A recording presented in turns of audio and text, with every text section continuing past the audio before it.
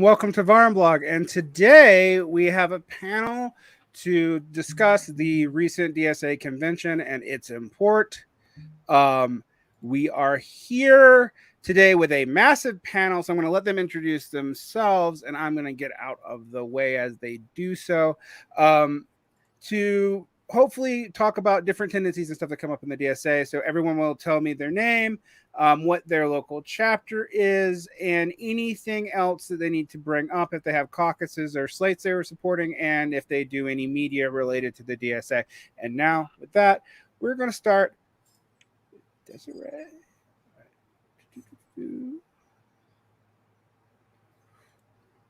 All right.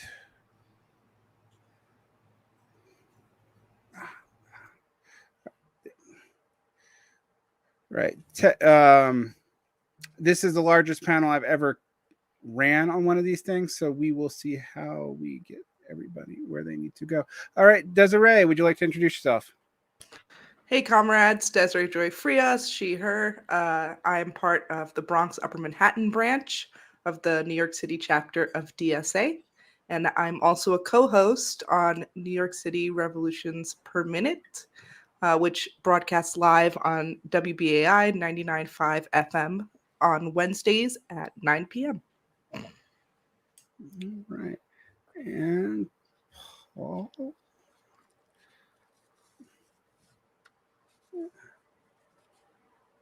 And Nico.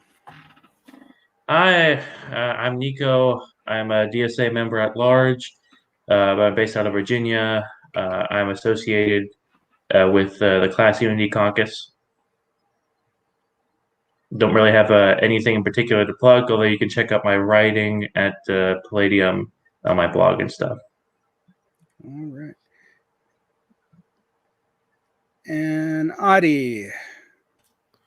Hey, folks. My name's Adi. I'm a member of the Metro Detroit DSA chapter. New member, first-time delegate, so not affiliated with any caucuses. I also host a artisanal micro podcast called Greenhouse Gaslighting. You can look us up on Twitter at @podgreenhouse. Thanks. And the great overproduction of podcast continues. And Michael. Yeah, everyone.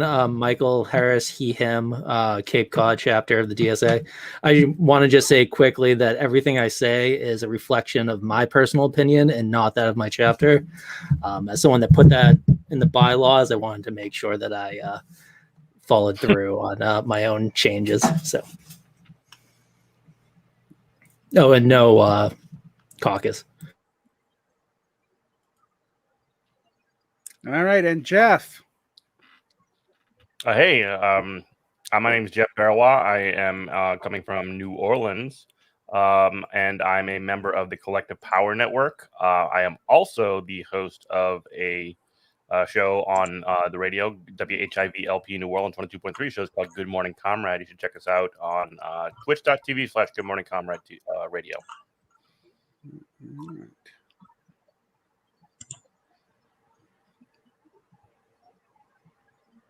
And Paul. Hi, I'm Paul. I'm a delegate from Southern New Hampshire DSA, although in the same way that Michael said his opinions are reflecting of his opinions and not his chapter, same thing with me.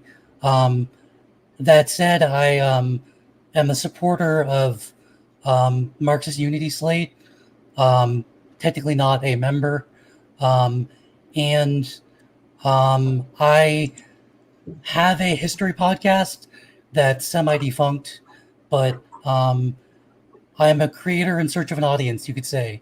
So just find me on Twitter at Atheophililla, and I also recently guested on my friend's podcast called Literal Fiction Book Club, which is a book podcast. And Jeremy. Hi, everybody. I'm Jeremy S. From the Portland delegate from the Portland chapter. I host a podcast Not only am I one of the few DSA Gen X members, I'm one of the few DSA Gen X podcasters. I have a podcast called Giving the Mic to the Wrong Person, which a couple of the people on this panel have been on before. I'm the other Gen X podcaster, but I'm not in a DSA. And so we have a couple of additional people who I need to cycle in.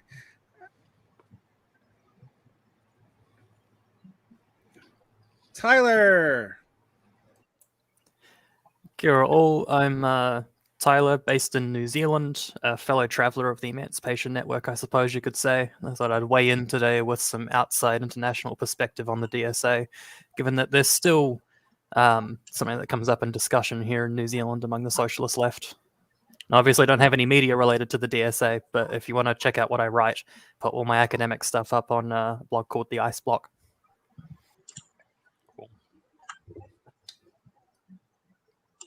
And lastly, John. Hi, everyone. My name is John Hieronymus, he, him pronouns. I'm a member of the Libertarian Socialist Caucus. I was a member of DSA through 2017 to 2019, but I am no longer.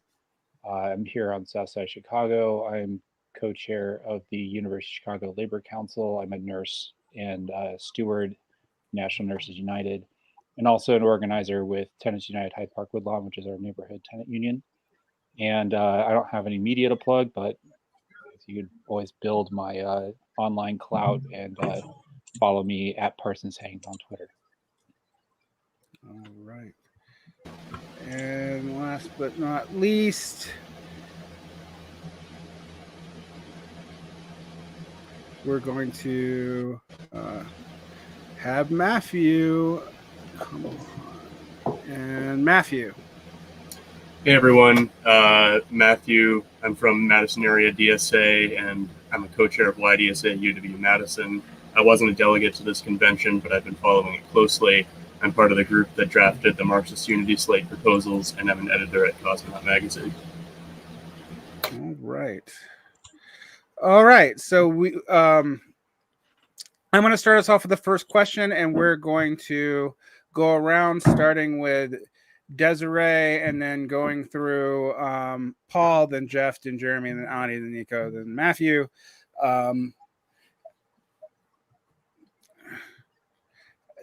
What was the meaning of the fact there were so many slates this year? And can you talk about the slates? Because I've followed the DSA for a while, but there seemed to be an abundance of them this year, more than normal.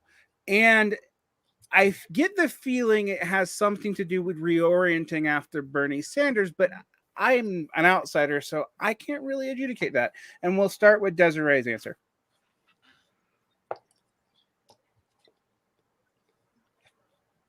Desiree, you're muted. Sorry, there's a wide array of slates and ideologies at this year's convention, and I feel that it was an increase from 2019. I think it's really interesting to see the left organizing in these caucuses or these smaller bodies. I mean, we did uptick to 95,000 members. We did have a huge bump from the 100K drive. And I think we also had a pretty noticeable bump after SALT's dissolution, as given by the two resolutions that were presented by SALT-affiliated members at convention. So what does it mean for the left? I'm a little worried about it. To be honest, I am not affiliated with any caucus, and this is just my take. But I am concerned that people will align continuing to split as good organizing and not as a way to bring unity on the left. So that's just my concern. And I'm going to pass it on. All right. I guess we're going to go to Paul. I think, if anything, the abundance of caucuses this year is potentially misleading because, at least in discussions with people close to me, it was observed that the caucuses were a bit vague at times, in that there's at least like 2 or 3 that kind of overlapped in a Venn diagram way, and some of the multiple caucus controversies, plural, at this convention, perhaps related to the lack of clarity about what a caucus is for and why they exist, and the fact that certain caucuses seem to have been as much a reflection of, a particular friend group or a group of organizers as they did necessarily agreement about organizing. I think there were some more ideological caucuses, and in fact, I'm in one of them, but I think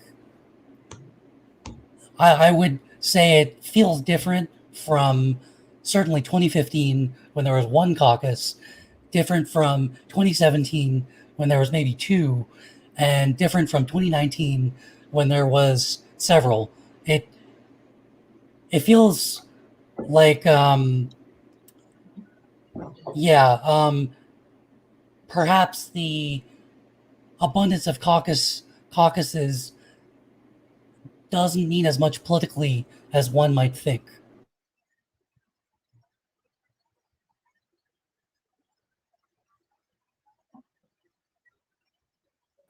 Jeff, what do you make of the situation with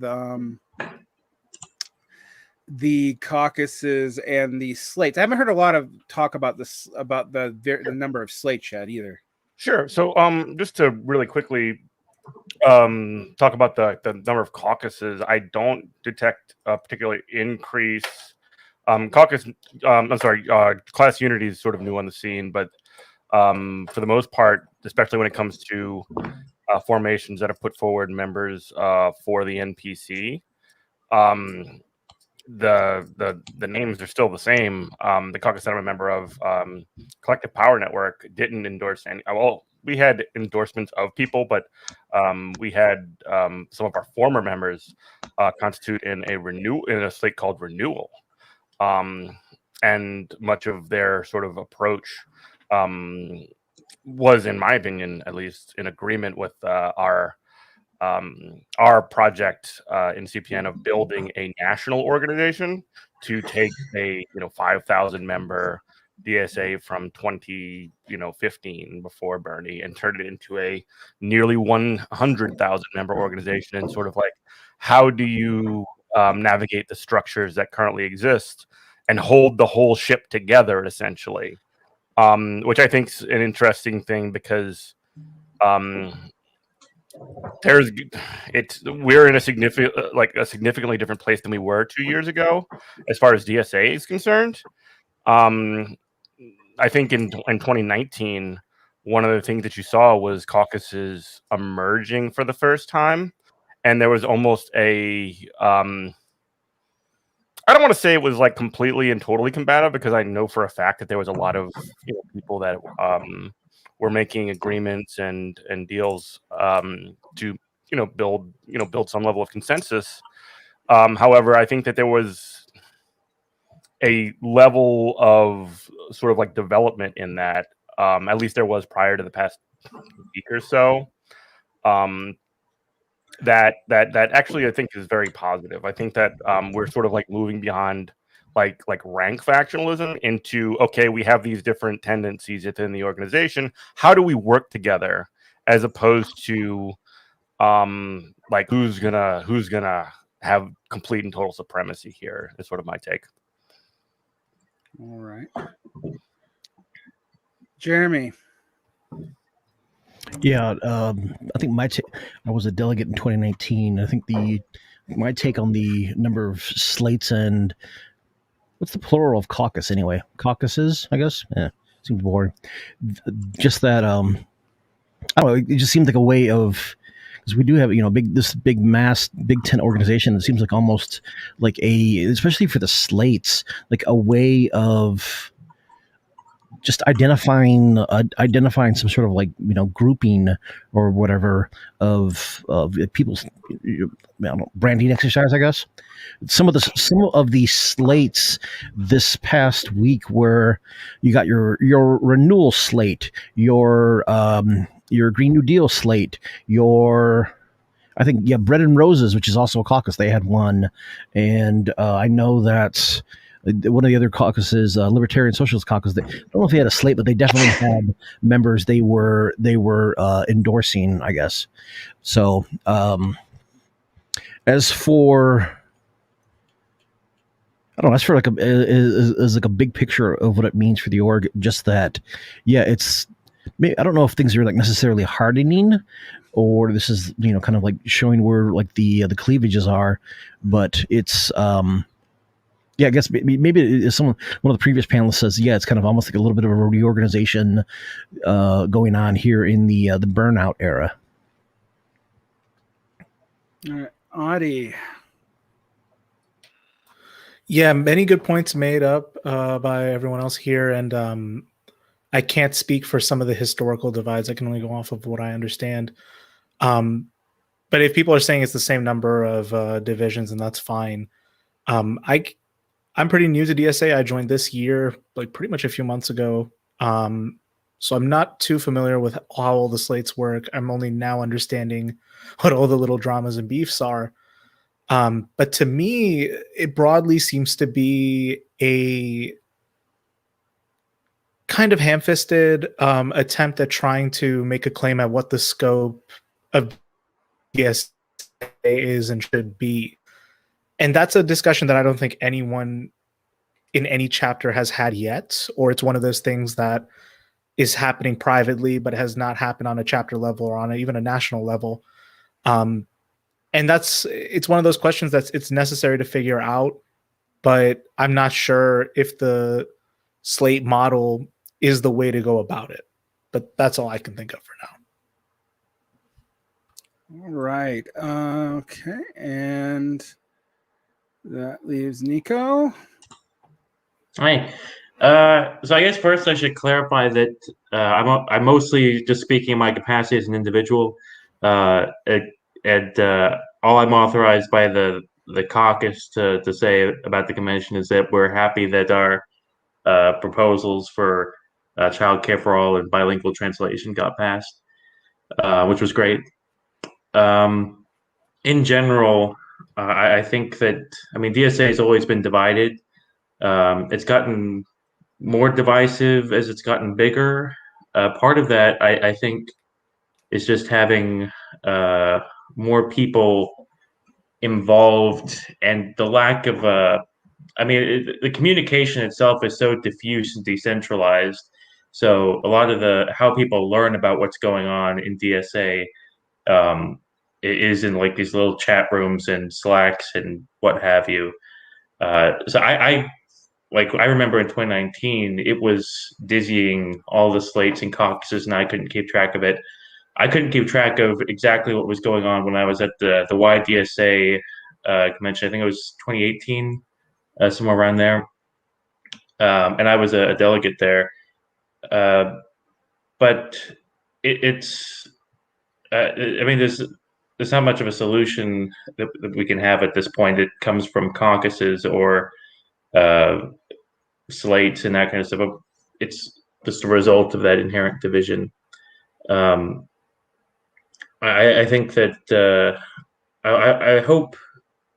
Well, my impression is that the influx of people, it's brought on a lot of people who aren't associated with any caucus, but still use caucuses and slates to kind of determine via like counter signaling, and they need to kind of figure out friends and enemies or who they shouldn't like and what like that, and to make decisions, because there's the information is so hard to get a grasp on, and slates and caucuses are kind of a shorthand way to do that, I think. And lastly, Matt. Yeah, so I'm going to try to cover new ground that people haven't. I mean, so clearly, part of having so many caucuses is that people, want to organize other members to put forward their political ideas. Part of that is to put any proposals through a convention. You have to get a certain number of signatures, and in a single chapter, the people you individually know are going to be a small number. And at this convention, as opposed to last year, you needed 100 just to get a resolution accepted. 2 years ago, you needed 50. There's also a number of local caucuses like in New York and Red Star in San Francisco. And so I guess local rather than national, there's opportunities for more caucuses to exist. And then slates,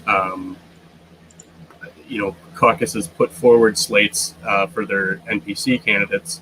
So Bread and Roses put forward a slate, Socialist Majority put forward a slate. Collective Power Network initially put forward a slate of some of their candidates plus some Emerge and Red Star and independent people to get basically enough candidates that if they were all elected, they would have a majority on the National Political Committee.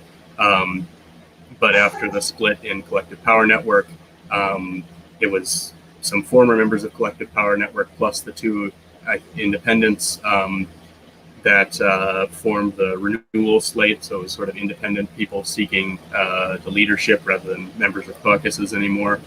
And then I guess our name, Marxist Unity Slate, is a little bit misleading because we just put forward a slate of proposals, but we didn't feel like calling ourselves a caucus because we were such a small group that we wanted to focus on the proposals we were putting forward rather than try to organize a membership group right before the convention, which we may do so in the future.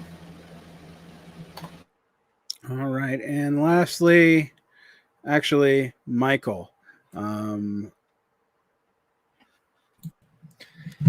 Yeah, so I had kind of a similar experience as Nico. I was a delegate in 2019.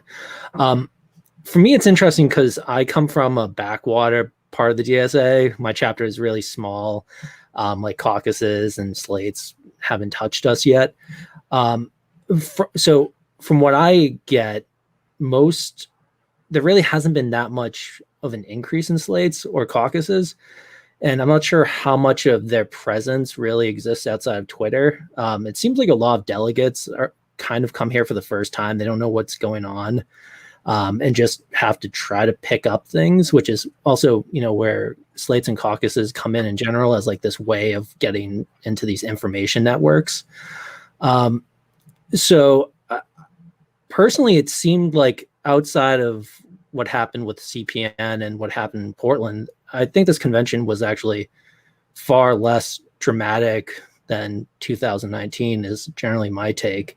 And it seems like there was a lot more emphasis on building coalitions beforehand. I mean, even the Cardinal Caucus or slate seemed like it was an attempt by a couple different caucuses to kind of come together.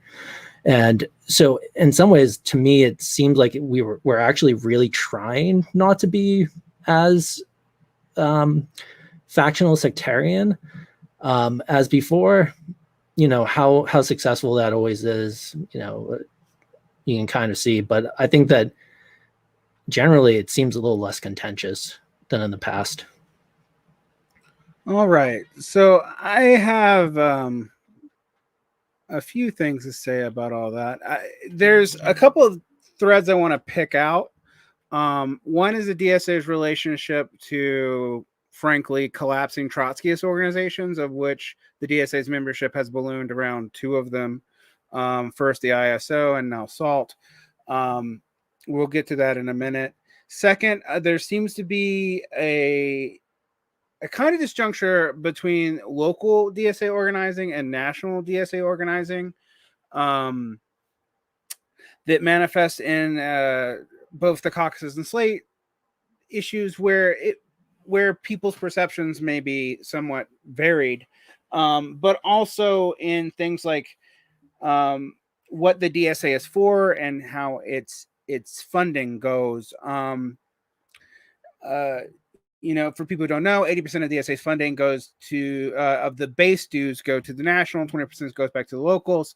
The national mostly has to spend those dues on staffing and consulting. The consulting is a little bit more opaque. The staffing is quite clear, and frankly, I hate to be the person who says this as an outsider.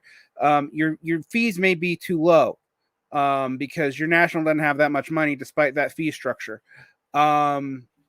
Just saying that, watching, because I watch DSA Financials part of the thing I keep up with, and why I may not have joined. But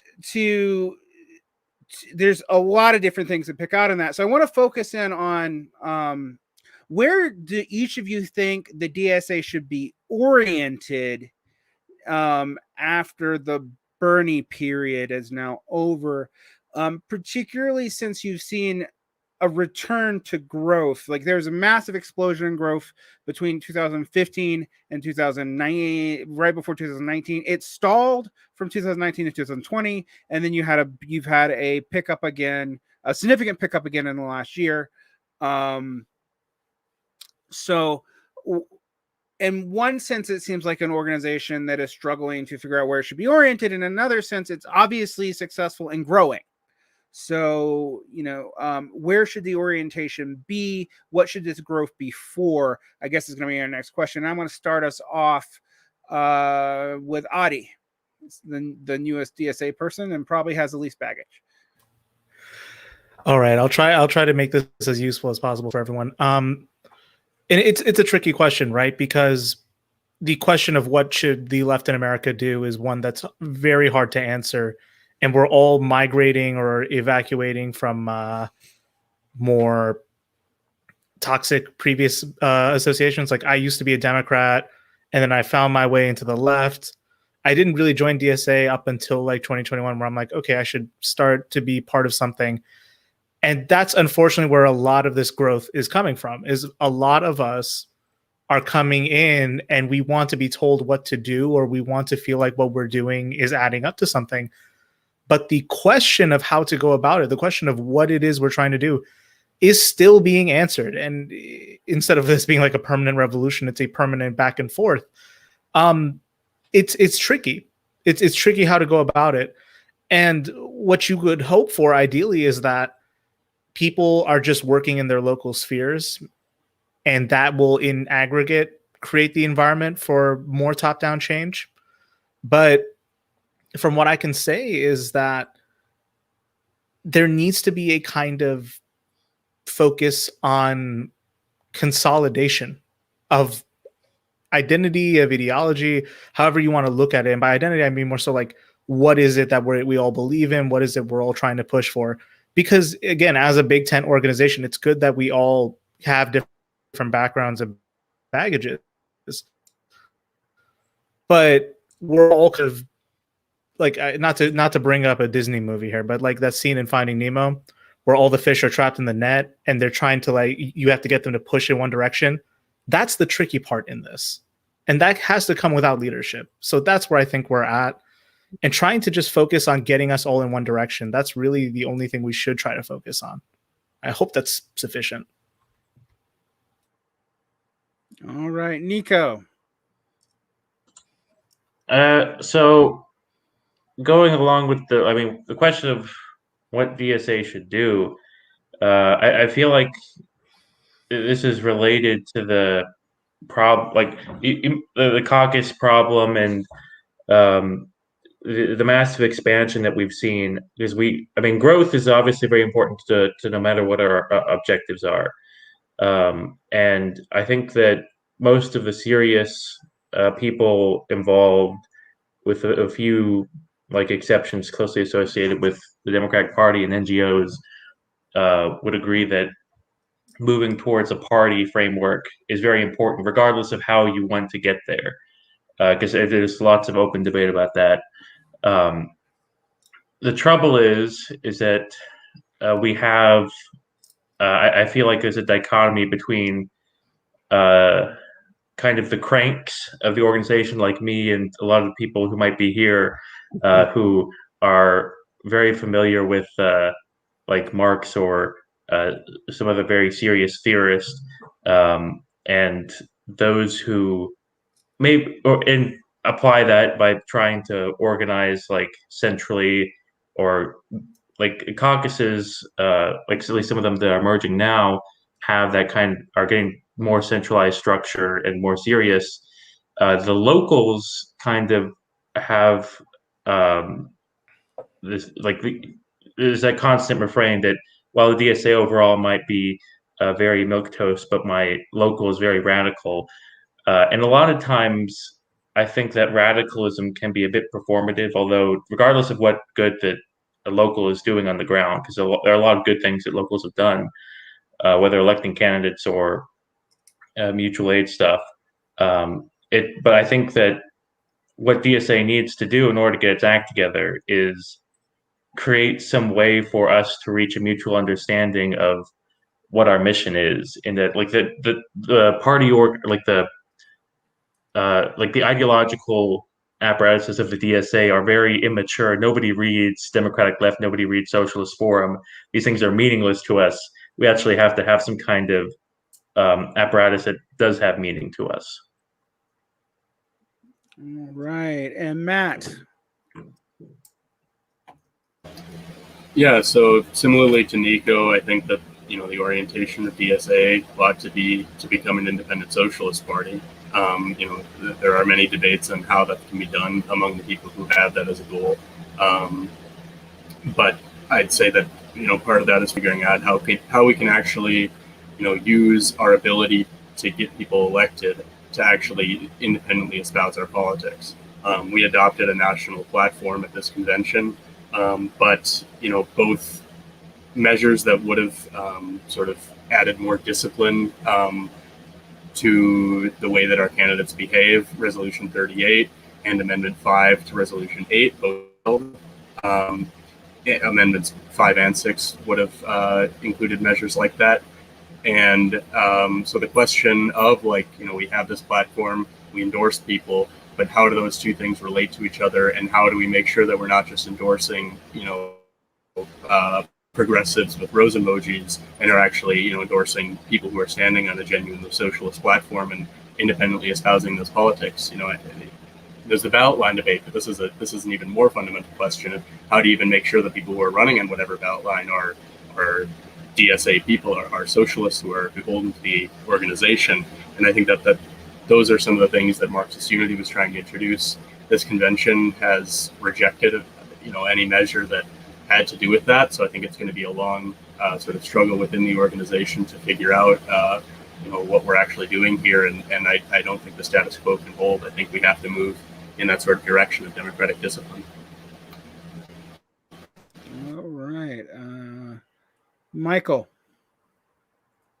Damn, I was hoping for some more time to think about this. I think there's that, the Gramsci quote, the old world is dying, the new world has yet to be born, except I think we're at the point the old world is dead and we're newborn babies just flailing about trying to understand everything.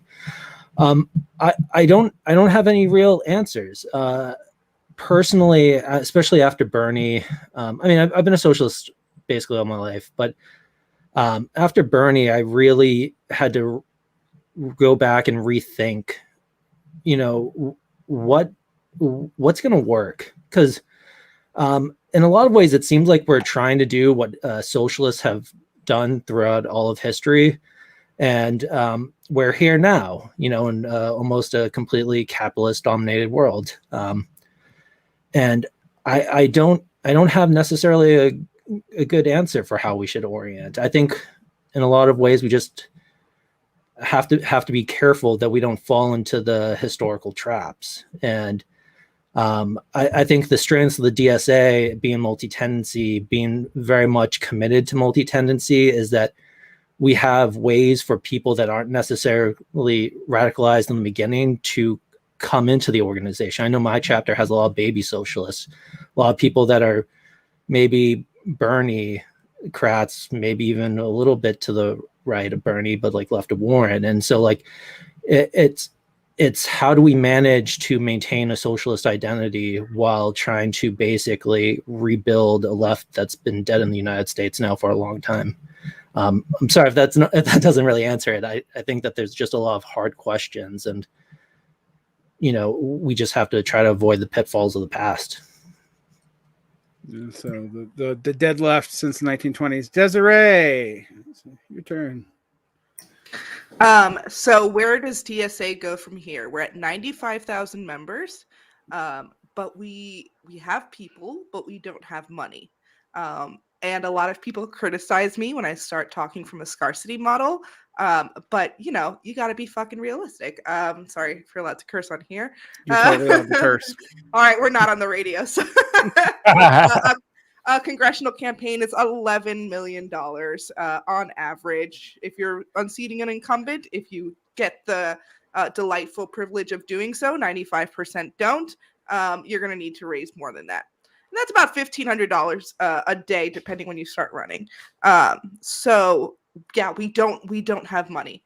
And the problem with that is that when we center electoral organizing, which is extremely unnecessarily expensive, right? That's not the kind of society we want to live in, where we're voting in rich, popular people and not competent administrators.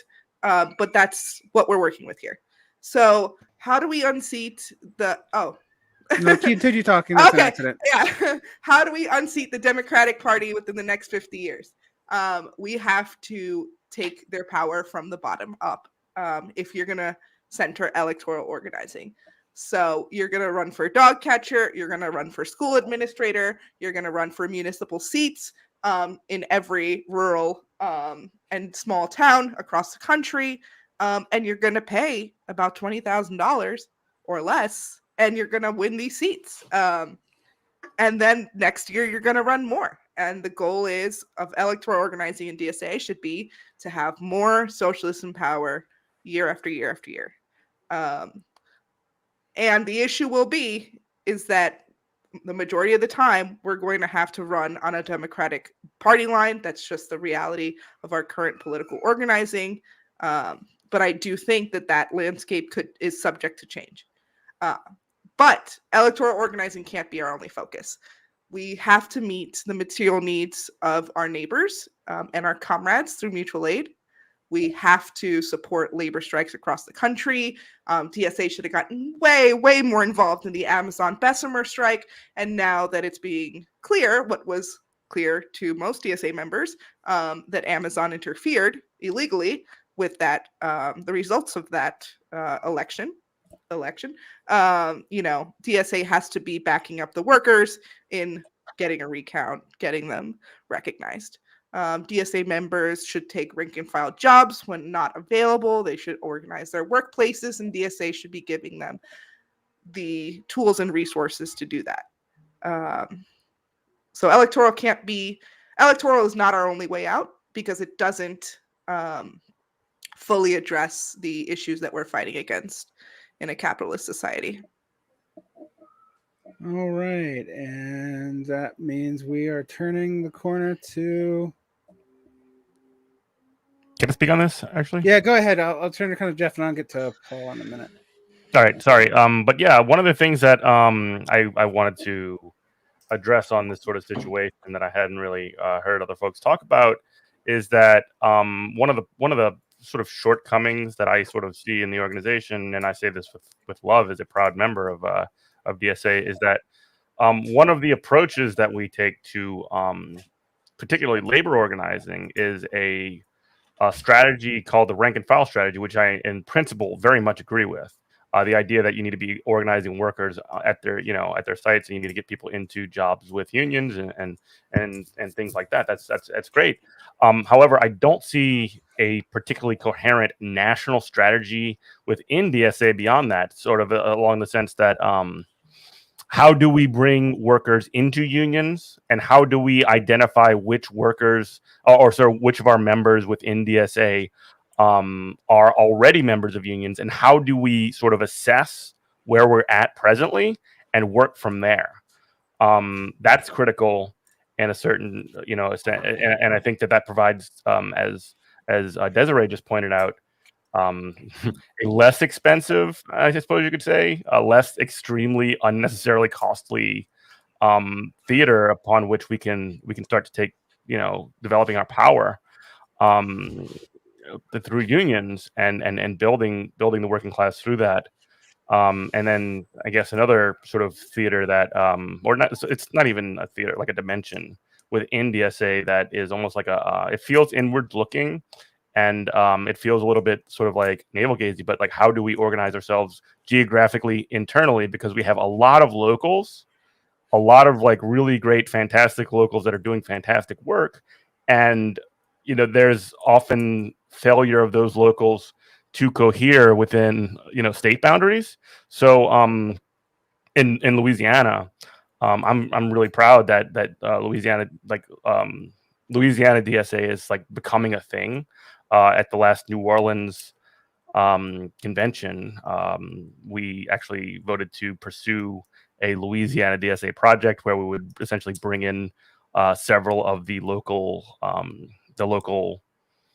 DSA chapters and essentially create a statewide organization which can contest for power, not just at the national level, but at the state and local level as well, which sort of fits in, right in between of providing structure for a national organization between, the national and the local. Also, I mean, right now, in terms of how power is sort of established specifically in states, I mean, state level politics are very often dominated by like extremely reactionary right-wing Republicans, and also extremely like conservative Democrats, at least in this state. And I know that Louisiana is not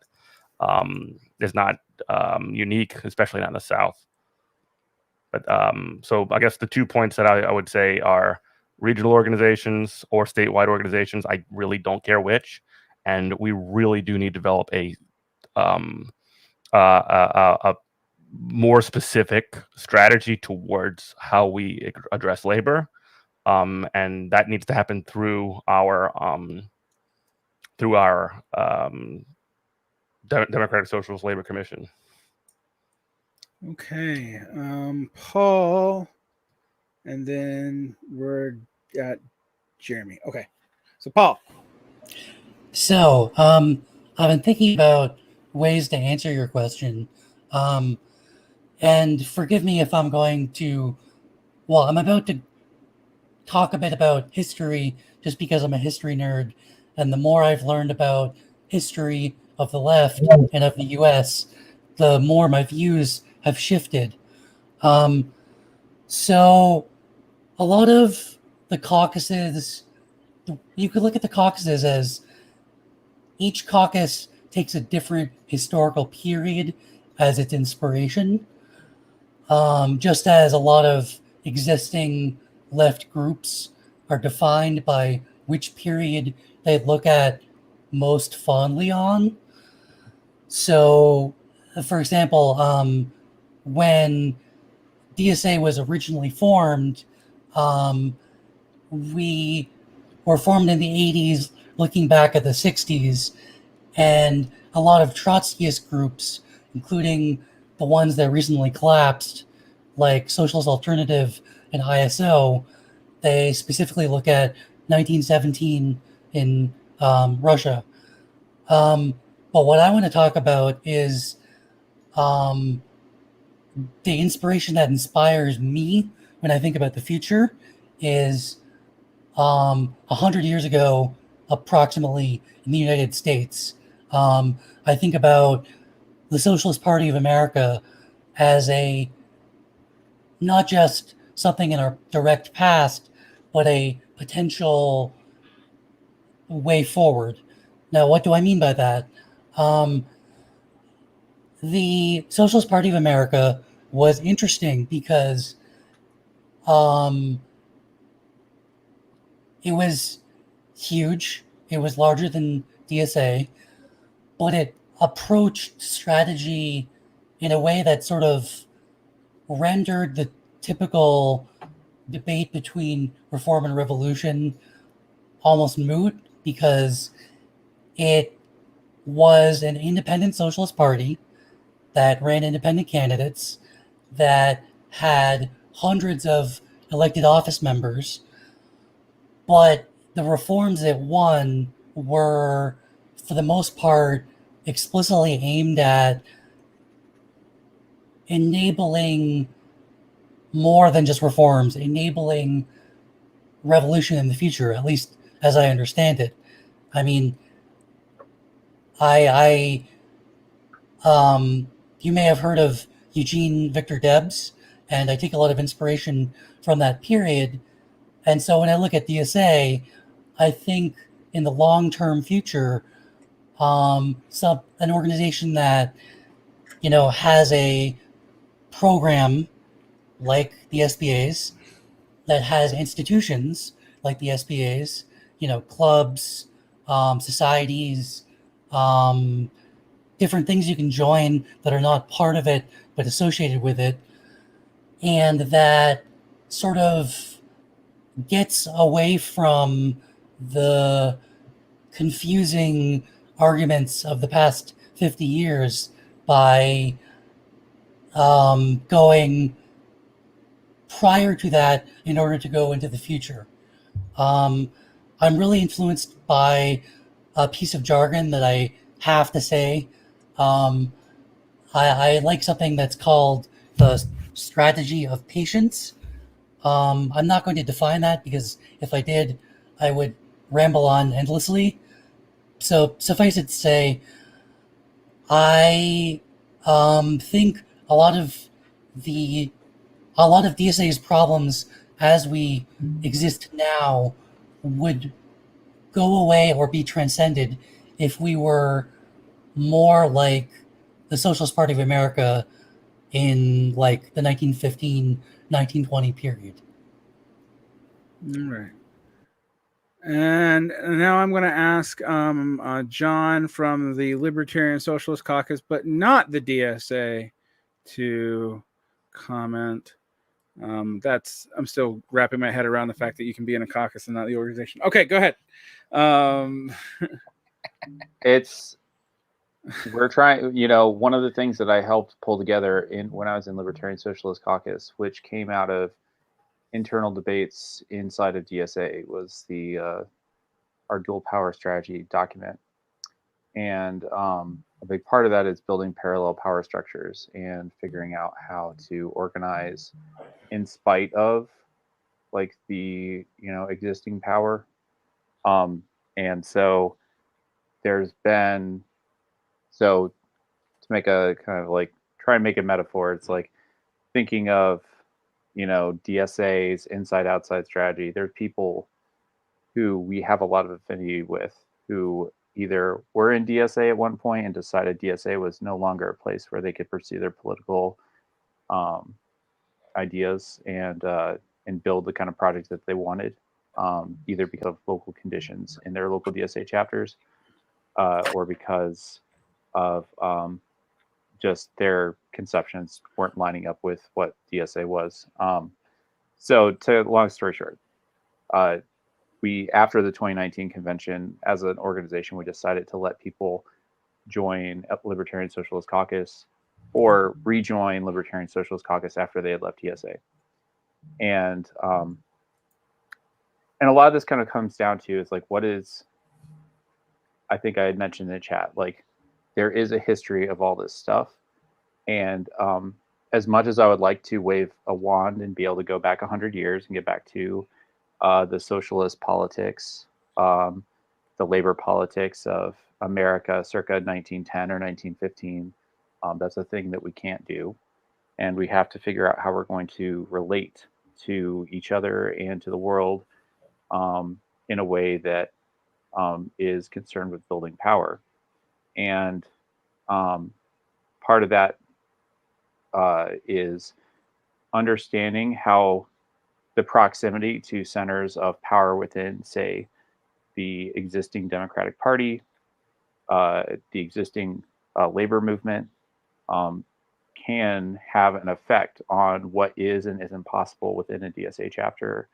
So our local here in Chicago, which has participated in a large coalition of progressive organizations to get 5 or 6 socialist, socialist or progressive candidates elected to our local city council. But a lot of that has crowded out other organizing.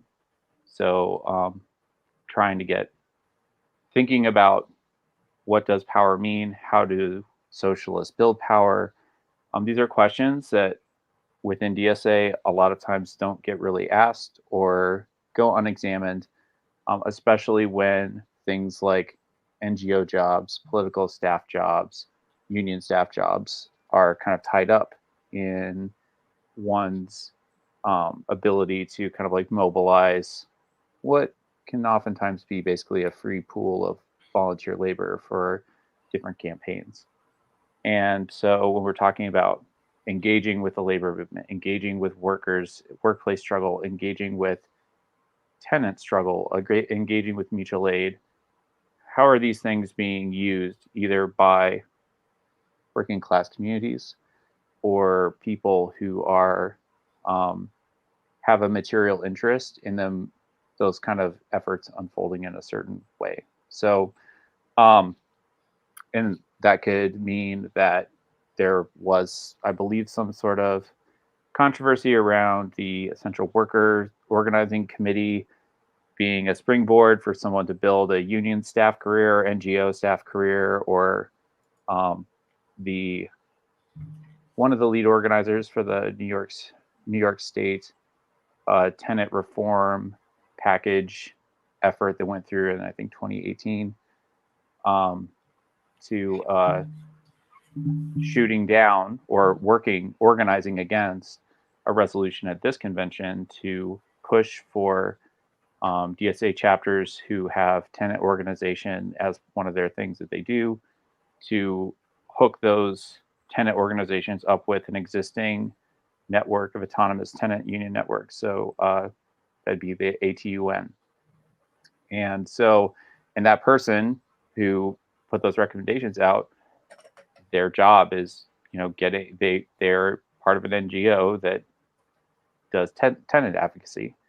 And so autonomous tenant unions, their whole point is to build independent working class power in the form of tenant unions that are run and organized by the tenants themselves and directly confront their landlords, as opposed to funneling their energy into local reform efforts. Though sometimes tenant organizations do make those choices to like push for tenant law reform. So as someone who's kind of been in some of all this stuff since when I joined back in 2017, a lot of the issues that seem like conflicts and where does this come from? Why are people always beefing? A lot of this comes down to issues with the fact that DSA's constitution is 15 years old, 16 years old at this point. And every time that there's been an effort to push for reform in the conventions, those reforms always get pushed past the end deadline, and so won't make the necessary bylaws requirements to make constitutional amendments. Excuse me. We have a lot of the slates and a lot of the caucuses came out of a group called the Left Caucus, which was from 2015, and it was part of a project. People affiliated with the Bread and Roses Tendency or Caucus, but also a lot of other groups that were kind of joining DSA prior to the 2016 Bernie run, with the goal of like kind of revamping this organization that had kind of like stagnated over its 30 years existence. People who are trying to like get DSA ready for something, not quite sure what it would be. And then a group kind of unilaterally dissolved the Left Caucus, and then multiple slates kind of popped up afterwards. And that's how you ended up with Bread and Roses, which I think at the time was called Momentum, and then they changed to Spring after they had a split with a local in Philadelphia. You had a group called Praxis that was centered around a candidate named for NPC named R.L. Stevens, who's a little bit notorious at this point, which when R.L. Stevens kind of went down in flames around a sexual assault allegation, those folks went on to create a group called Build, which was kind of like a caucus, but not a caucus. One of the first caucuses that actually got off the ground and was an ideological caucus was a Libertarian Socialist caucus, which I helped pull together with people who had been part of Left Caucus. And, I agree that DSA is full of lots of people who are newly radicalized because of their experience with, the Democratic Party, Bernie Sanders campaign. I personally have campaigned, I campaigned with my union, National Nurses United, and for Bernie Sanders 2016 and 2020 before I joined DSA in 2017. And like there just seems to be a lot of kind of like jockeying around for control of internal resources or direction of the organization, because there is so much power vested in the National Political Committee and the staffer who or the chief of staff. I can't remember what her official title was. It was Maria Spart. Did she get reelected? I don't remember. National director, yeah. So if you were a national director, in many ways, I remember sitting in 2017, 2018, watching particular resolutions that have been passed at convention not get resources because, well, she was hired. There was a push to see if they would be elected. So I don't, it's getting to be a little complicated on how all this works. And, if Maria Spart didn't want your priority to get any funding, it wouldn't. And that's just how the organization worked. And so I agree that, probably there are a lot of people. Well, I know a lot of people who are living hand to mouth and can't really afford DSA dues, who left because in 2019 a resolution called Pass the Hat, which would have helped push resources out away from these kind of concentrations of like Democratic and union power out to rural chapters or chapters that are smaller, needs to be reconsidered. So ended up failing, and a lot of that came down to how different groups within DSA kind of envision the divvying up of resources. A lot of it came down to, the Bernie Sanders campaign in 2020. It was kind of like a false debate, as though there were people who were joining DSA but didn't want DSA to participate in the 2020 campaign. I think there were people who wanted that decision to be made democratically by the convention and wanted there to be a consideration of how DSA interacted with that campaign. But it was kind of put out there as like a thing where it's like, you either want us to endorse Bernie Sanders or you don't. And it was a weird kind of like false debate. And it didn't really involve people who were kind of like, we just want this to be done in a way that reflects like the democratic will of membership, the rank and file. So anyway, there's just a lot going on where you have this giant organization in relative terms, because let's say it's not actually giant. It's 100,000 is not actually giant.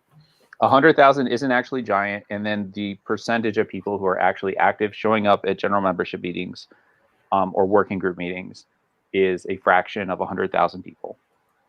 And so just kind of like, what do you do with all these? Now you have a group with resources. How do you adjudicate what is and isn't going to be like a priority?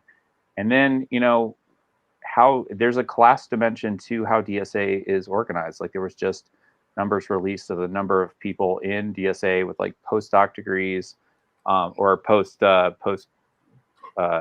postgrad degrees, that sort of thing. And like, how is this organization that claims to speak for the working class actually working towards building independent working class power?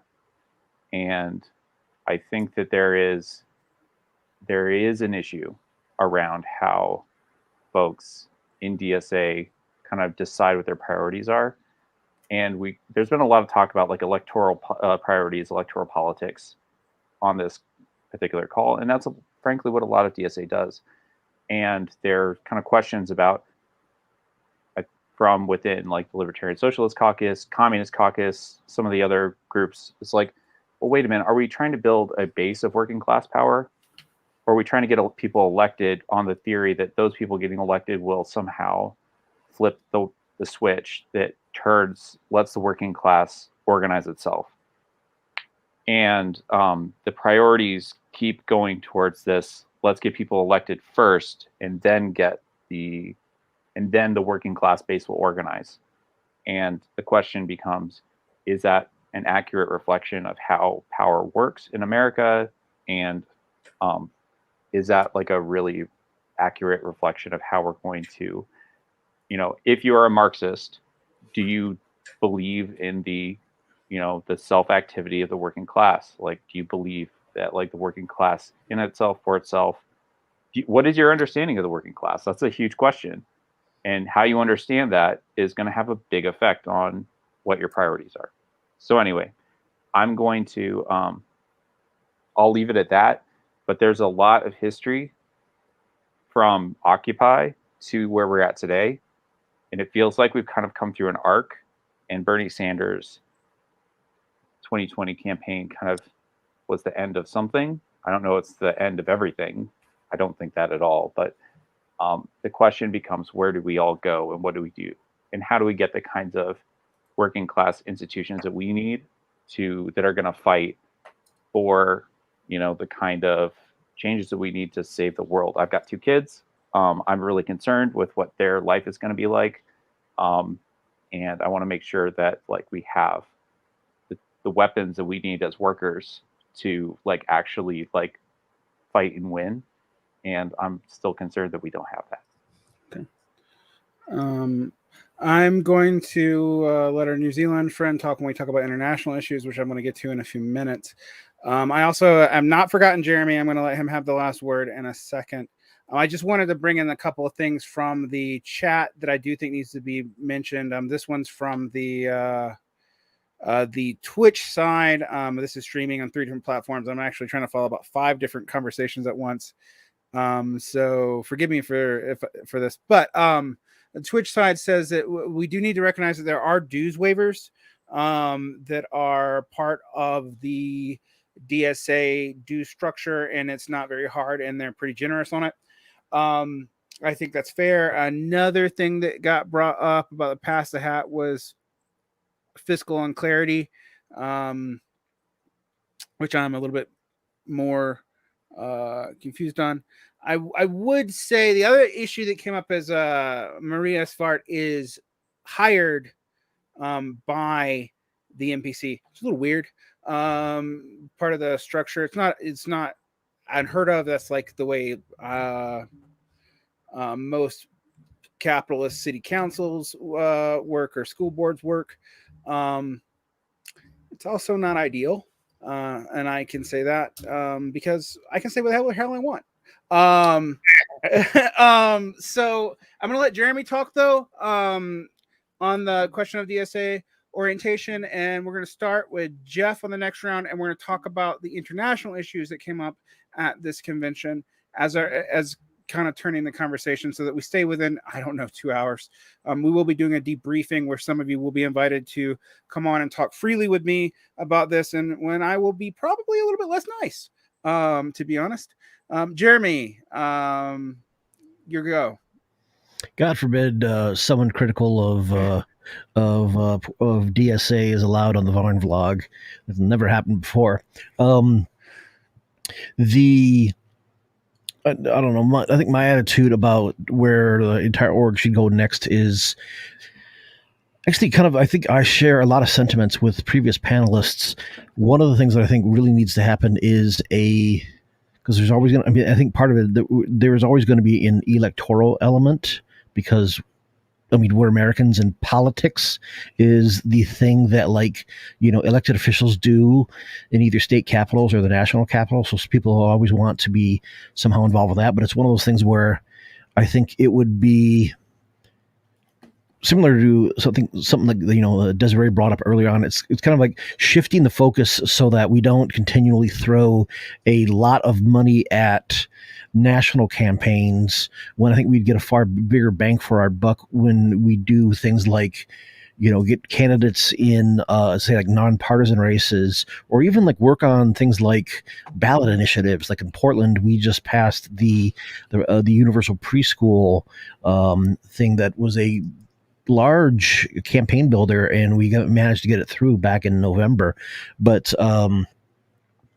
which was like entirely volunteer driven, and I think cost a lot less money because we I don't think they tried hiring paid signature gatherers and found out those were not nearly as effective as volunteer stuff. A couple other things that I personally would want the national stuff to focus in, because I think it's true whatever others were saying that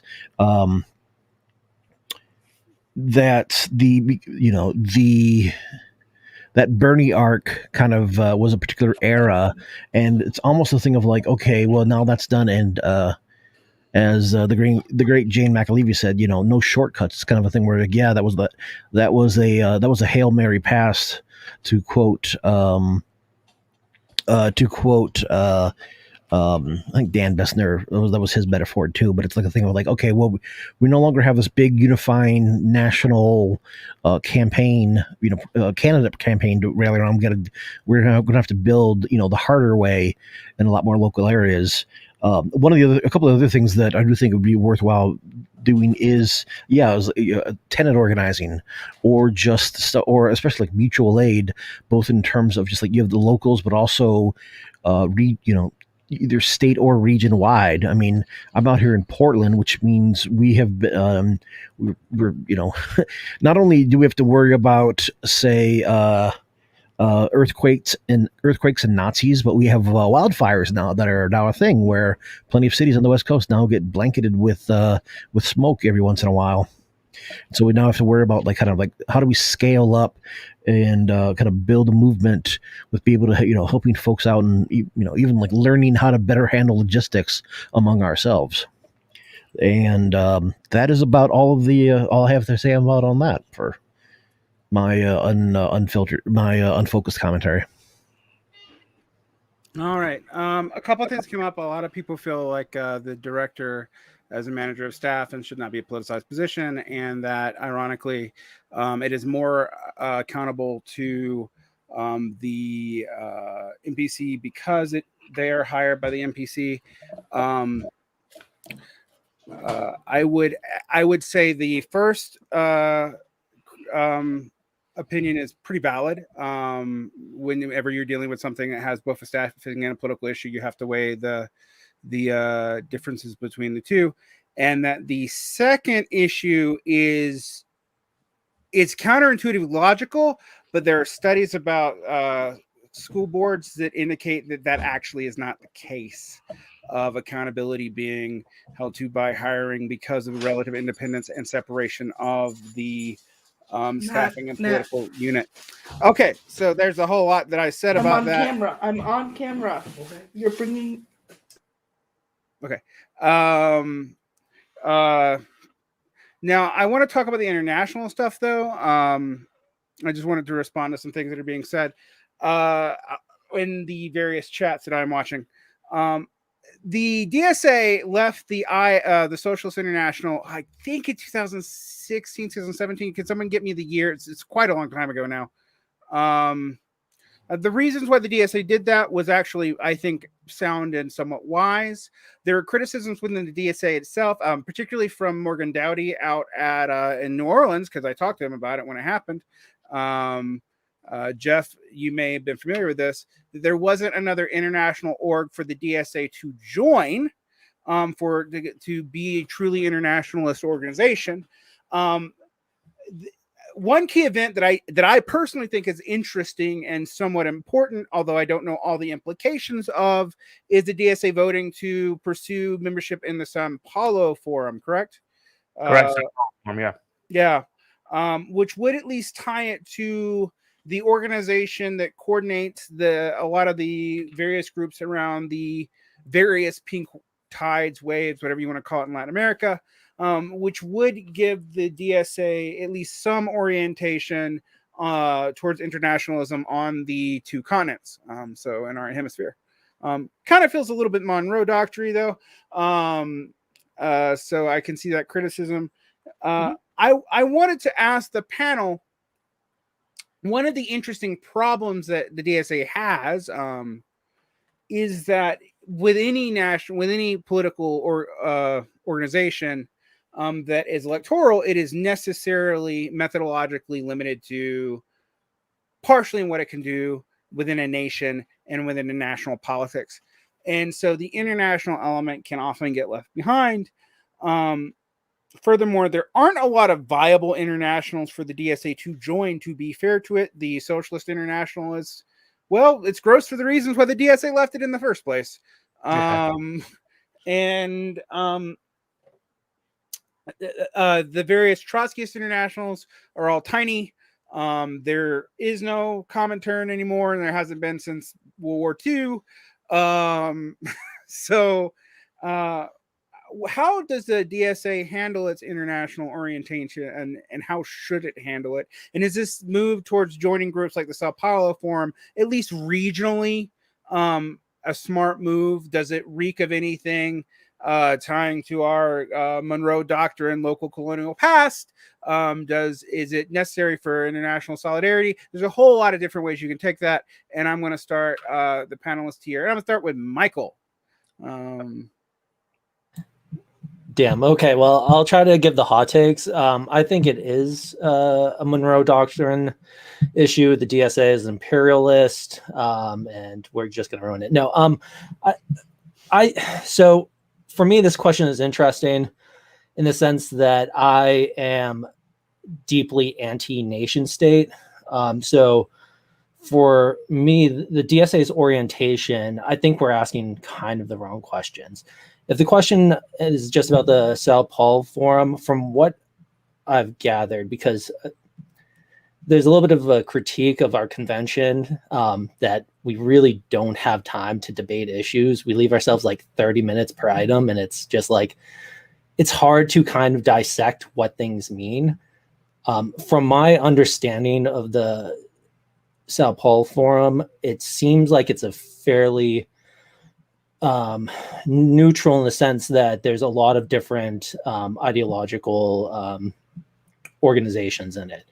So within the DSA, there's, or at least within the last convention, there's kind of the issue of like, it seemed to boil down to, do we deal with mass parties, or what's our orientation around mass parties? And some people were very much pro mass party, in South America and Central America, and others thought that we should be critically engaging, is generally my takeaway from it. I think that the Sao Paulo Forum, I think in general, our internationalism or our international work, it's a good direction for the DSA. I don't think it's going to really make a difference for the day-to-day activities. I think it's good that we're trying to build relationships with these different organizations.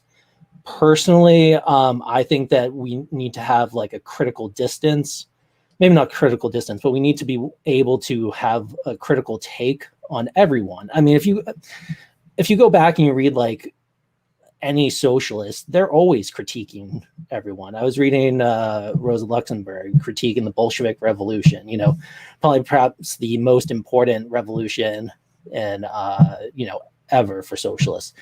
And I don't think as an organization we should be afraid to do that. But on the other hand, human beings tend to think dualistically.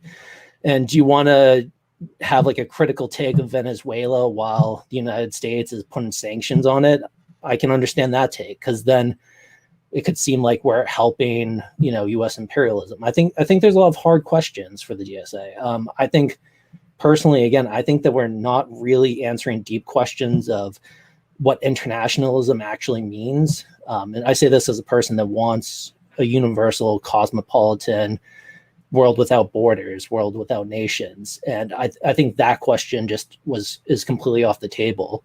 We're just trying to, at the moment, see if like, how do we, orient ourselves to these mass parties? And again, I think that generally my takeaway is it's fine. I think we should be critical. I just don't think that it's going to make much of a difference, at least not in the next 2 years. But it's a good first step to try to build connections with socialists throughout the hemisphere. All right, and I'm going to go to Jeff. Yeah. So first off, you mentioned a dear comrade in Morgan, who is somebody who joined DSA around the same time as me, and I can't say enough nice things about. We don't agree on everything, but I have a very healthy respect for Morgan. So I want to just sort of like put that out in front of all of this. As far as Sao Paulo, and as far as sort of the international program that we've as we've had it, I mean, does it feel like Monroe Doctrine to me? I mean, I don't know how you can organize within the region that you're geographically associated with without having some of those tendencies. Like the idea of the Monroe Doctrine was not necessarily arbitrary. It was determined because of the proximity of Central and South America to the United States. So like, I don't know how you can organize in a different way. And so just to put that aside for a second in terms of implications, the idea of associating with, whether you like it or not, and I agree with the comrade that just spoke. I want a world without borders as well, in the long run. However, in the immediate sense, that's not the world that we live in, and the harsh reality is that we are organized, in states right now. So we need to grapple with that reality whilst organizing, worldwide, the global working class.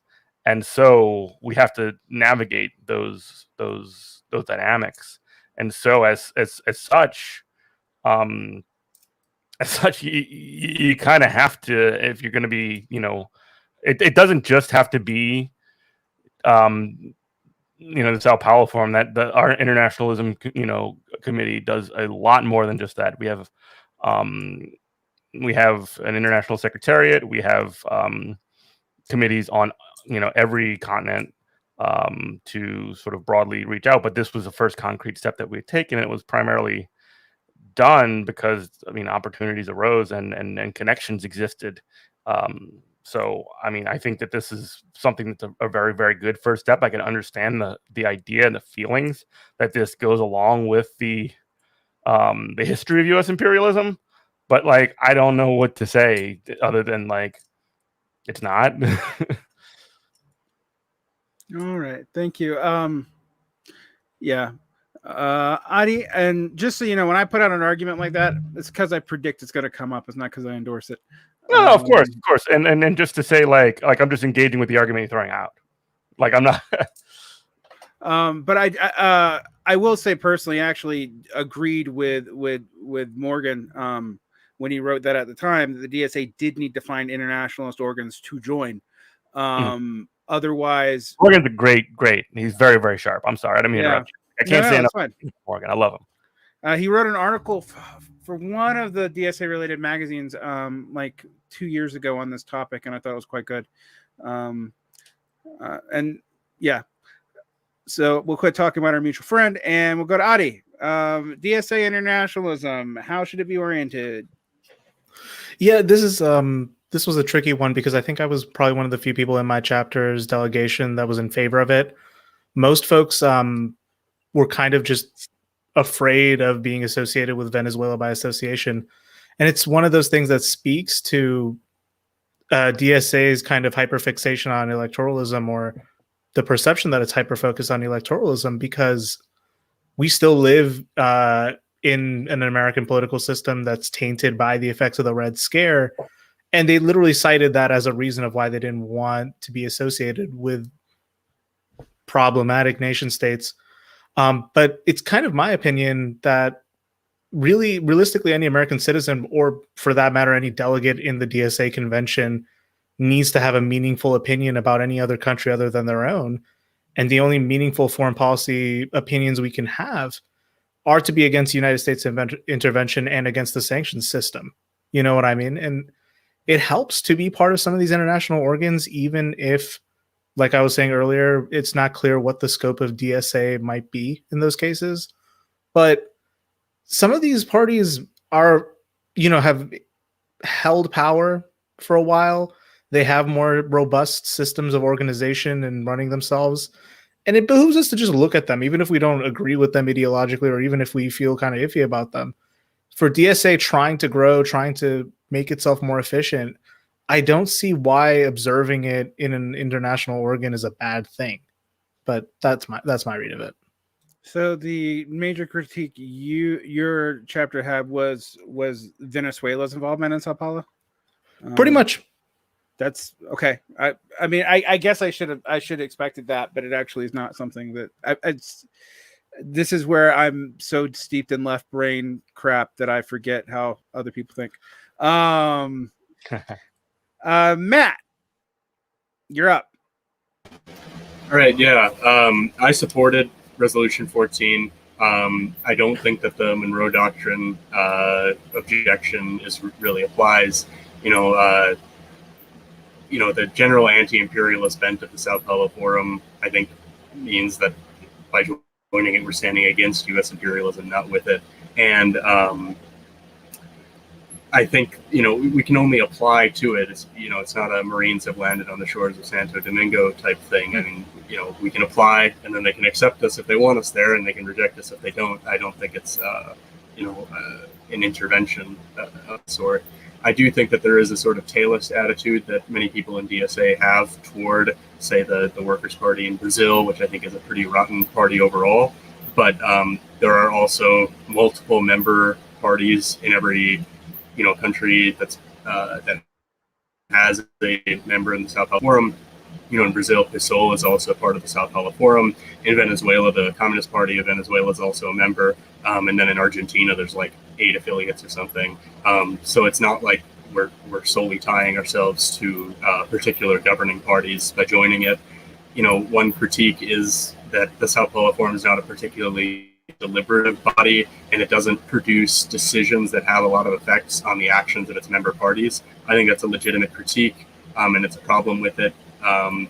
But I think that DSA joining, engaging with the parties, left parties in Latin America, and learning from each other and engaging in political dialogue with each other is a positive step. So I'm in favor of joining. Okay. And Nico. So I think that, first of all, I think that us joining the Sao Paulo Forum is great. And I think it's very important that we get more integrated into the Latin American left. I mean, the U.S. has so much history as with Latinos, and we're a part of this country as much as we are the Latin America, and it seems natural to me that we would want to connect to that. And in terms of alternatives, like you mentioned, there isn't really another international for us to join, but eventually we are going to have to come to grips with how the international situation as it applies to other parties around the world. The CCP will be the biggest problem that we're going to have to grapple with, and all the questions of U.S. imperialism and China's rise will have to be critiqued and theorized out, which I don't think we've really had a project about that yet, because the DSA doesn't really matter that much in U.S. foreign policy, but the immediate effects of how we connect to different parties. I mean, we already Jeremy Corbyn spoke at the convention this year, which was great. So we have a lot of connections organically with the left in the UK. It'd be great if we could have more connections in continental Europe, people in India and South Asia, East Asia. That would be wonderful. and we should have people reaching out to those people, I think, which I hope is a part of the objective of the people we've appointed to the international committees and stuff.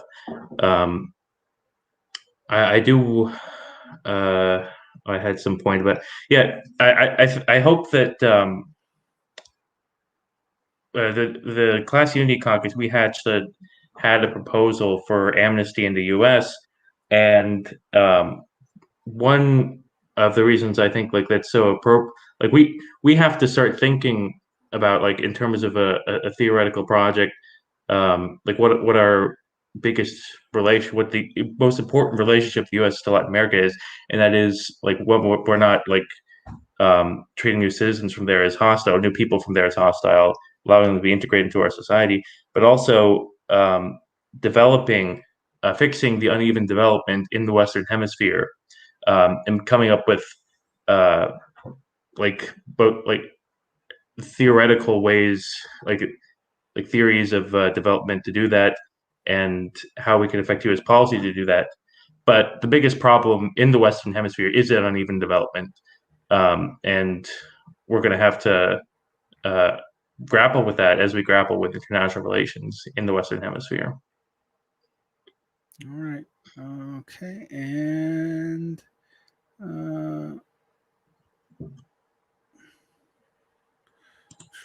Desiree. Hey, so I'm going to preface this with saying that international organizing is not something that I do pretty much at all. I obviously reject U.S. imperialism and U.S. colonialism, especially in the way that it's destroyed my home island of Puerto Rico and my father's homeland of Dominican Republic. I do care deeply about the workers of the world and the struggle for socialism abroad, but I'm just not involved on the ground organizing there. But I will say that I think it's important too, while organizing in DSA, to recognize that like just because someone doesn't organize around an issue, like doesn't mean that they're evil and against the work you're doing. So I voted no on 14 based on what I read in the Slack, what I heard from the speakers, and what organizers from New York City who are organizing in the international field told me. And then I got a message that was like, oh, you've lost my vote because you voted no on 14. I'm like, well, that's not constructive to literally anything. Because, that doesn't mean that I'm like ready to go like do a US imperialism. And yeah, so I think that, international organizing is really important and obviously something DSA should continue to do.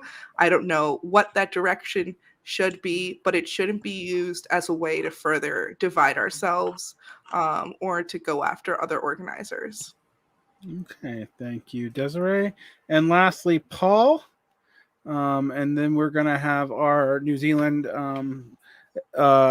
watcher comment. So go ahead, Paul. So on internationalism, I represented something of a minority hot take among my comrades in the in Marxist Unity. A lot of people were unequivocally in favor of joining the Foro de Sao Paulo. I had a bit of mixed feelings because I agreed with criticisms that, it was largely, the forum was largely a pet project of the PT, the Workers' Party in Brazil, and that party has significantly gotten worse since it was established. Similarly, people pointed out that the Cuban Communist Party is a member, and unfortunately, at least on an official level, the Foro de Sao Paulo seems a bit boosterish. Like they don't really, it's sort of like, I don't know, on the one hand, I understood the Trotskyist criticisms of XYZ party within the forum. On the other hand, I have a perspective that says, this is just one vote at one convention. It's not the end of the world. I agreed with comrades who pointed out that, it's not just, PSUV in Venezuela. It's not just the Cuban Communist Party. It's, got the Venezuelan Communist Party. It's got PASOL in Brazil. So that, in other words, it's a forum with significant diversity, and that ultimately changed my mind. But mostly I just was a professional fence sitter and waffled and didn't vote. But yeah, this is an example where I agree with comrades on this call who said that internationalism is sort of tricky within a DSA context because it really doesn't come up all the time. And people who are in the know are hyper aware, but most DSA members don't think about it. And I don't know, I wish it was more widely discussed within DSA.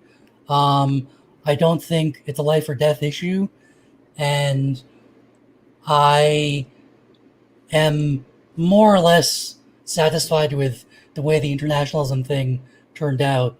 But on an ongoing basis, it always needs more work. There always needs to be more engagement, and there never is. And it's perpetually, 3 steps away from the future DSA we want to build. Thank you, Paul.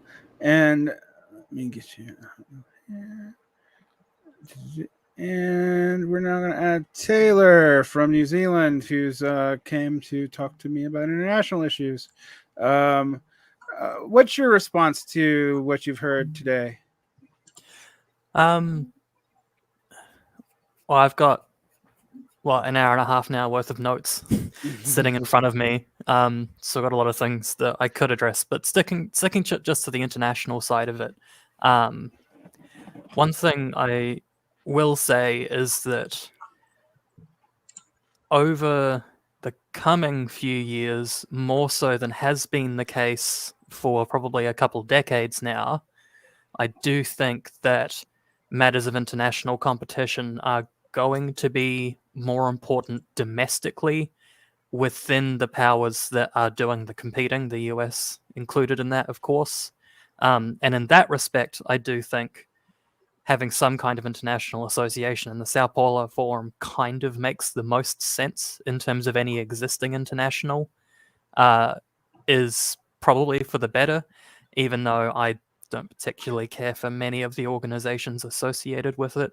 And I do also think that there are indicators that the Sao Paulo Forum is more pluralistic than an international which has a set line. I mean, for example, there are about 4 countries that have members in the Sao Paulo Forum where both the government and the opposition have member organizations. Argentina was raised before, I think.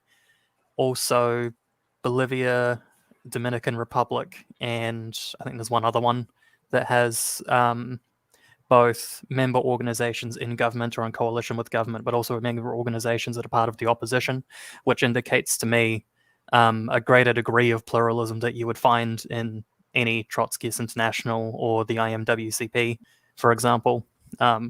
And also is just going to be more interesting than being in the SI, because it's probably the most boring such international organization that you could possibly be associated with. One thing that I do think is going to come up a lot, though, in the near future is the Pacific, because that's going to be and already is a significant theater of competition, and understandably, I think, but I don't think many people in the US know anything about the Pacific. But there are countries that are undergoing certain crises in the recent past and at this very moment where the relationship between the government in some countries and Chinese capital is part of the ongoing conversation within those countries around the crisis in question.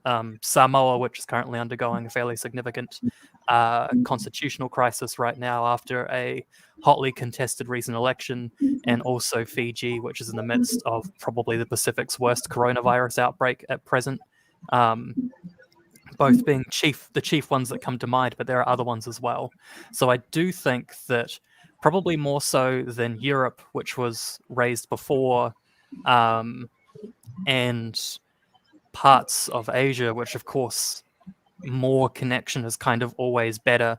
I do think the Pacific is going to be a bit of a sleeper issue, which if you don't put some attention to it now, and you do have some kind of international orientation, especially within the US, is going to kind of smack you in the face when it does arrive.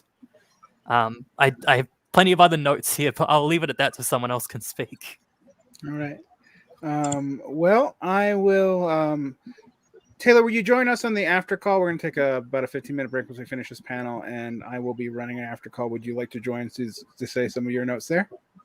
Yeah, sure. Okay. We're going to pivot now to kind of digesting the election of the NPC and what you think it says for the orientation immediately of the DSA as a whole. I know this is kind of a big open issue. I'm going to let everyone speak. Try to limit yourself to under 5 minutes because I want people to be able to go to bed on the East Coast if they are so inclined. But what do you think the current constituency of the NPC has elected this weekend? For those who aren't DSA members, the National Committee says about where it is going. And do you think the current orientation of the DSA is and should be inwardly or outwardly focused? Should we be building coherence inwardly or outwardly or something in between? I know it's kind of a false binary, but it is something that I think you have to decide where you're putting resources to going forward after Bernie. And I know that's a very big question. We're going to start how we began. We're going to start with Desiree, and we'll move on from there. And I'm gonna pass for a second to gather my thoughts. That's totally okay. Who's ready? I'm gonna Jeremy. You didn't comment last round, and then Jeff. We'll go in that order. Sure, I can go. Matt. As for I did have the NPC election process / campaign this last weekend was interesting in that I had to smile because it wound up becoming such a much bigger thing as the week went on, as opposed to the very beginning where there was a lot of heavily dramatic contention around, say, seating the Portland delegation, which I was a member. But eventually NPC shenanigans took over and got pretty bad. There were some real nasty sniping back and forth. There were Medium articles dropped, denouncing and lambasting certain candidates rather. And I believe one of them was actually forwarded to one of the candidates' day job as like some sort of thing of like maybe trying to get them fired or, just kind of screw with their life a little bit much, which seems like that's some sort of like weird, that's some psychotic high school bullshit. As for what my opinion on what DSA should focus on, internal versus external, at this point, I want to say, bulking up internally in terms of they've just had some of you might have heard there was the big 100K membership push over the last year. Nothing better than having a mass membership drive during a global pandemic. But the kicker is that several people found out is that while there was a big push for new members to come in, there was no corresponding emphasis for onboarding or fitting them into active projects right now. And so at some point, I think we need to build that up, like a lot more of everything. The much more stronger internal, more robust internal structure that will help with onboarding, that will help with, let's say, grievance processes and whatnot, and we'll also make sure that we try to alleviate the standard 18 to 24 month baby leftist / new activist burnout cycle that we seem to be having. And I think that's pretty much all I have right now. That's it for me.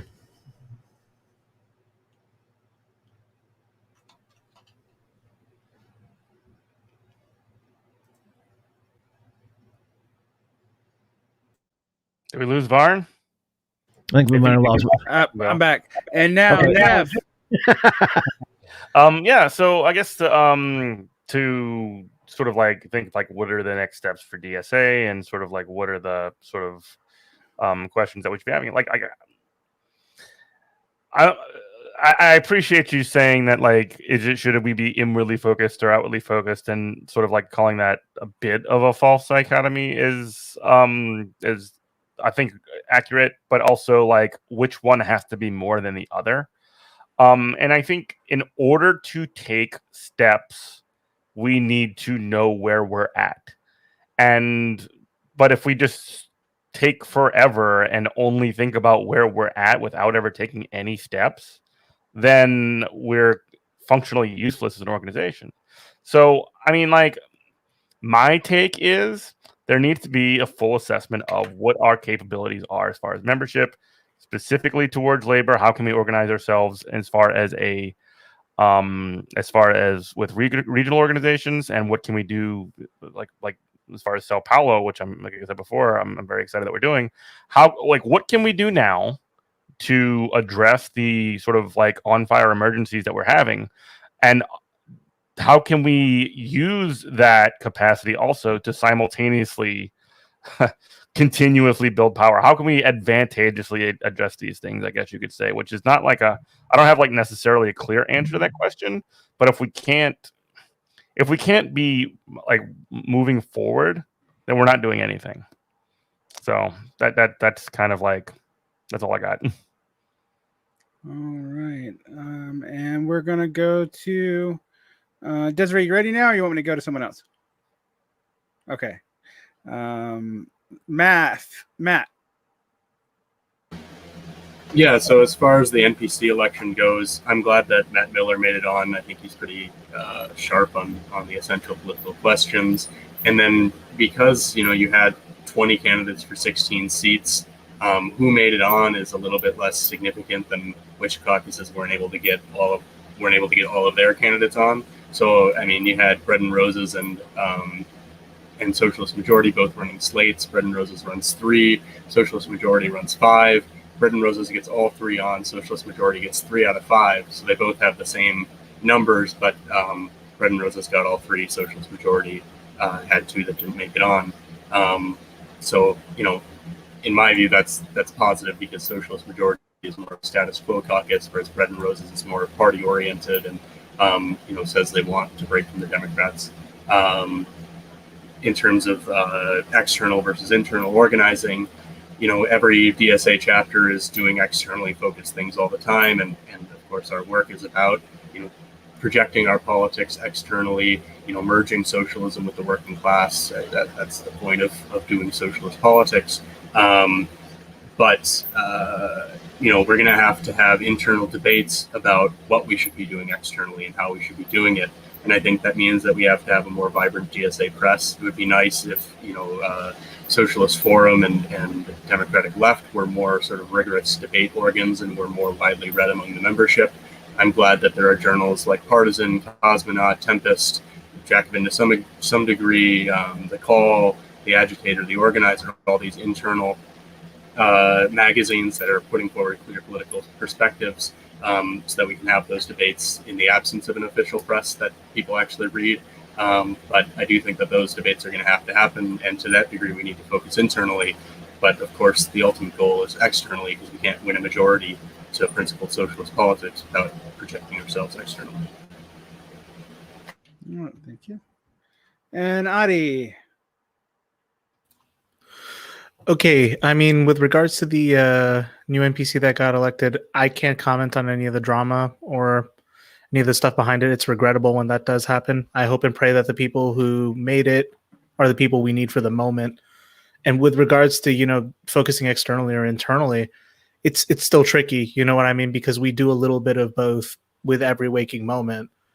But something I wanted to comment on with some of my chapter's activities is we tried running a Detroit for All slate, and this was an electoral approach. And something that should be noted about this is even though one of the three items did make it through, which is we got Landis Spencer on the board of police commissioners, and we have a Democratic Socialist who's willing to do something to hold police accountable in Detroit.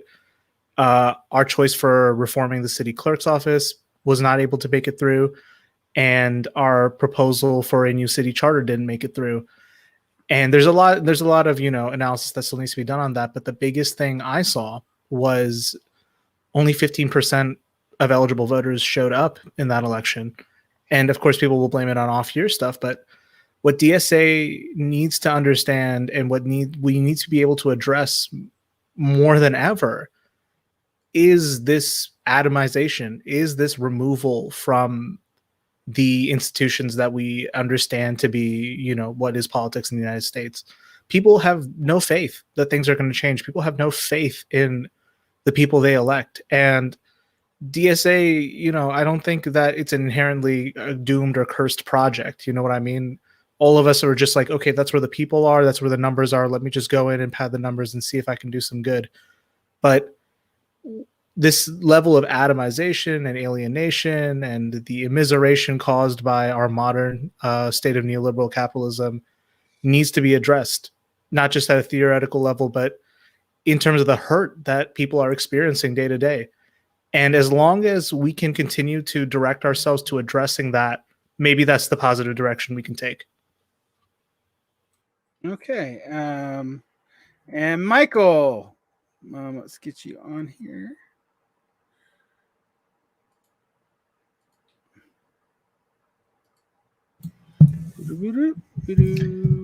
Up in my hair.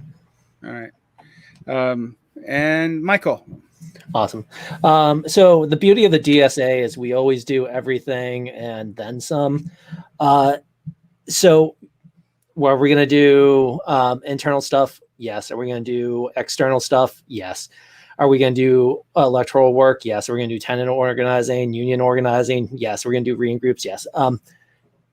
I think that what I've seen in the past 2 years, to be a little bit more specific, is that the DSA, I think, is trying to level up our game. The first word that came to my mind was professionalize, but I don't want to use that kind of terminology. I think we're a little bit more, I don't want to say serious about winning, but there was a lot of discussion, or there were several kind of big things that happened this convention internally that I think will have big kind of external effects. So first off was R31, which was, I forget the title. It was about organizing a multiracial working class. That's basically going to set guidelines. We're not quite sure yet for basically the entire organization, top to bottom, to kind of get us to have a more diverse organization. So I think that that's going to be a big change. And also R30, which was a matching funds program, so that chapters or state organizations can have higher staff or office. And when I said level up, because I think what kind of has been happening, at least since 2019, is that we're noticing that we need to kind of move away from just the local national dynamic, and something like state or regional organizations that really weren't around 2 years ago are actually in the process of being developed. So the DSA or the DSA chapters, I think that we're trying to really do a lot of different things. And I think that our internal organizing is going to greatly help our externalizing. We're really trying to get away from just like the atomized model, and we're really trying to build bridges to different chapters, and hopefully that's going to allow us to maybe also deal with some kind of urban-rural divides that have been a little bit at play within the DSA. So I think there's a lot of really exciting things happening, and I'm usually a little bit pessimistic, but I think that people are serious. People want to win, and win, yeah. But people really want to see this project succeed, and I think that really, despite kind of some of the drama that you see, that there really is a deep core belief that we have kind of a historically important project that we need to accomplish. Whether we do or not, is yet to be written. But I think that we're going to continue to grow, hopefully continue to grow and move leftwards in terms of our politics. But I don't think it's going to be an either or. I think we're going to continue to do kind of everything and then some. All right. And we're going to go to Paul. What do you think about the meaning of the NPC vote, and should the DSA be inwardly or outwardly oriented at this moment? What I have to say largely echoes what Matt said. It is kind of notable that most of the people who ran got in just because of the numbers. I'm mostly happy with the NPC that won, because most of the people I voted for got in. I'm happy that we got several independents. I know that there was a general concern among the body, among people in internal DSA communications, like the convention Slack that was set up. People were very worried about the presence of caucuses, and they were saying, like, oh my God, we have too much faction infighting, we have too many factions overall, why can't we all just get along? And I just want to make a defense of caucuses per se. I joined DSA in 2015 when there was just the left caucus, and I'm happy that we have a plethora of caucuses. I was in a minority within my delegation in terms of caucus affiliation, but disagreement is not a bad thing, especially when it's open. The caucuses become a problem when they're used as a proxy for other things. Like when the convention started, I think the disputes were only partially ideological, mostly interpersonal.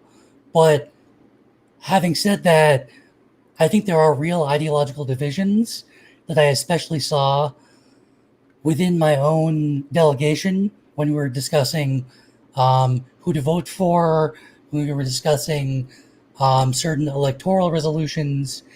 And overall, I think we got just about the best result that we could get with a diverse NPC that is forced to work together with a number of independents to leaven it. And I think I would focus internally in the near and medium term. I think DSA should grow and should get new members, but we haven't done enough to mobilize the membership that exists.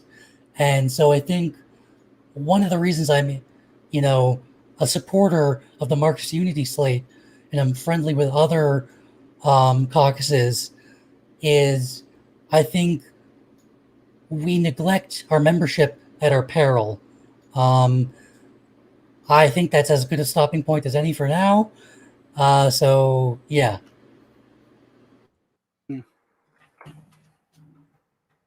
All right. And is that everybody who wanted to say anything in closing? I neglected to mention my thoughts on the NPC Okay, race. Jeff. So I'll just really quickly say that I'm pretty thrilled to see that we have like the two candidates that I supported. It was originally 5. I was very heavily in support of the renewal slate. 3 of those folks resigned in a lot of the and a lot of the the stuff that happened in the run up to the election, and I'm very, very upset about not just what I saw happen to some of my comrades, but also the terrific people that weren't also put onto the MPC that would have had a clear vision. Speaking specifically of Ryan, Fern, and Blanca. Blanca is one of the people, along with Austin G, who were people who were members of the MPC, who were in large part drivers of the current international committee that did send the delegations to the Congress of the Americas in Venezuela and also Peru for the election, and also there was a lot going forward. Fern was somebody that I respect deeply, and is an absolute leader, and somebody that I think that we're a little bit less as an organization for not having in our leadership. Also, would be remiss if I didn't extend my sympathies to Desiree, who ran for NDC and put herself out there and didn't quite make it. It's not easy to do that, and I respect you deeply for doing so. I ranked pretty higher than I mentioned to you earlier, by the way. But I think that the composition that we currently have is that we don't have a clear majority as far as some faction or some formation is going to dominate, and some kind of coalition is going to have to be constructed. And I think that's a little bit scary, but also a little bit exciting because, as I mentioned earlier, we're going to have, as part of this organization, some kind of working together along these caucus lines, which isn't necessarily new, but it's something that we just need to do as an organization, and I think that we are capable of it. So that's my thoughts. All right. Well, I'd like to thank all of our panelists today. We had go ahead. I was hoping I could just jump in on the topic before we head out. Oh yeah, Nico, I forgot you. Go ahead. Basically, I agree with Matthew on the NPC. I'm glad Matt got elected. I'm not too familiar with everyone running, but I'm optimistic about the future. In terms of whether DSA needs to be externally or internally focused, I think that some of the things that we talked about earlier about how we're spending our money or what our resources are going to, I believe that right now we're putting about the same amount of money towards labor organizing as we are to electoral organizing, and I think that's the right approach. But I think in the broader scheme of things that we have to start thinking about how to create parallel institutions to our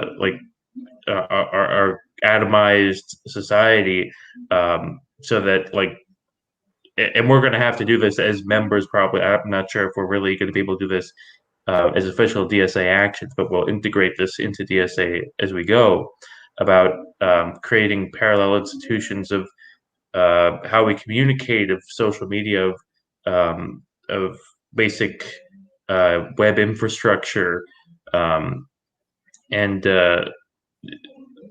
doing this to center those places that are acting as forums, these magazines that were talked about, and doing this in a way that is sustainable, that materially reproduces the DSA's organization. Because there's some social activities going on the local DSA level.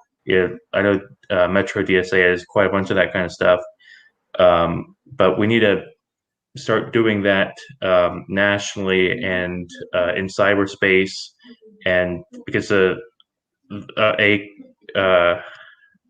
like working class power. It has to come from, like, it has to be political, ideological, and a economic movement, and we need to have that material reproduction in place as well. And I think there's some great ideas out of Europe, like venture communism, that have some great ideas for that.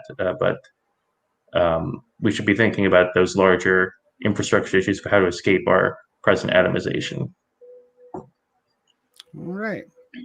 All right. Thank all of our panelists, all 10 of them for tonight. We are going to have an after show in about 15 minutes for those of you who are watching. It will be made public because I think this DSA stuff is fairly important, particularly if you're in the United States. So I will keep it public this time. It won't be patrons only, no paywall. But I need to take a break, and I'm sure our panelists do too. So about 5 of us will come on, and I'll be more free-flowing about my opinions. There's some things also I didn't bring up that we need to talk about. And I'd like to thank Desiree for coming on, Jeremy, particularly our East Coast people, because if they were delegates, they've had a long week and it's late. So show mercy on our East Coasters. All right. Good night. See you guys later. And we'll be back on in 15 to 20. Thanks.